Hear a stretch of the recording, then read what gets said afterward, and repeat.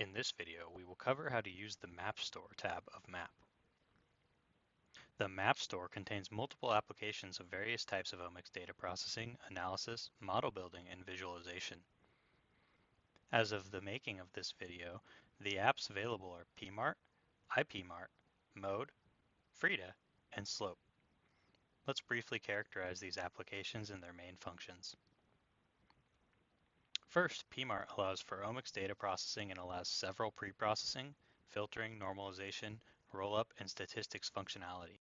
Most users utilize PMART to determine significantly abundant or expressed biomolecules. Note that PMART is designed to process one omics data type at a time. IPMART is an extended version of PMART built to conduct the steps of PMART across multiple omics data types from the same study at once, with the end goal of integration. Mode enables the visualization of omic data and statistics with HTML displays that can be opened and shared on any operating system. Frida analyzes and performs statistics on FTMS data specifically. Frida only accepts FTMS expression data and biomolecule data.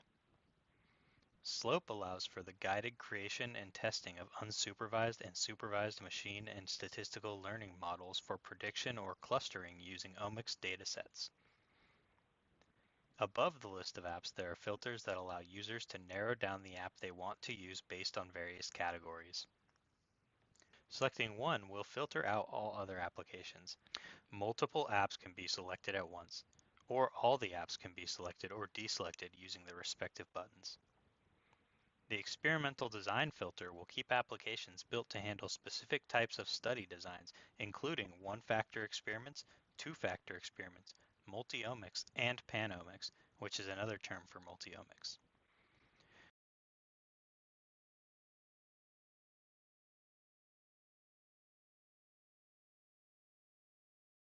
The data type filter removes applications that do not support a specific type of omics data.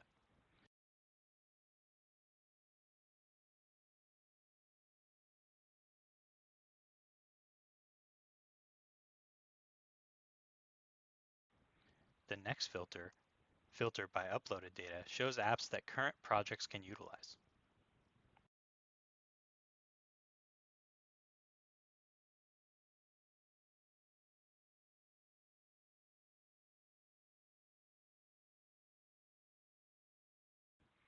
The final filter, Analysis Goals, will only display the apps that can perform those analysis goals such as quality control, called QC, exploratory data analysis, machine learning, and clustering.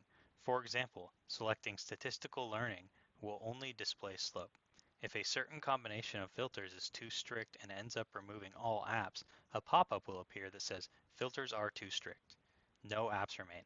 Click Reset Filters." Dismiss this pop-up and then use the Reset Filters button to clear all filters. To use an app, select it, choose which data you would like to use with the application, and select Launch App. The app should now launch with your selected data. Typically, pop-up menus in our apps will tell you which kind of data is currently being opened by the application.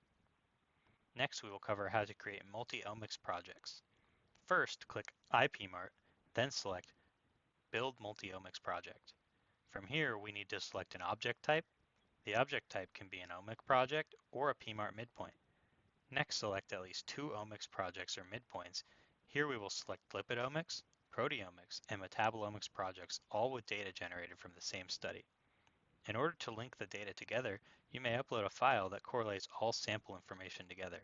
This file must contain sample names corresponding between the different omics projects and groupings for comparison. After selecting this file, we will click Create Multi-Omics Project. Note that this file is optional. Now the project is created and can be uploaded to IPMART. Last, we will cover how to make midpoint objects with PMART and IPMART.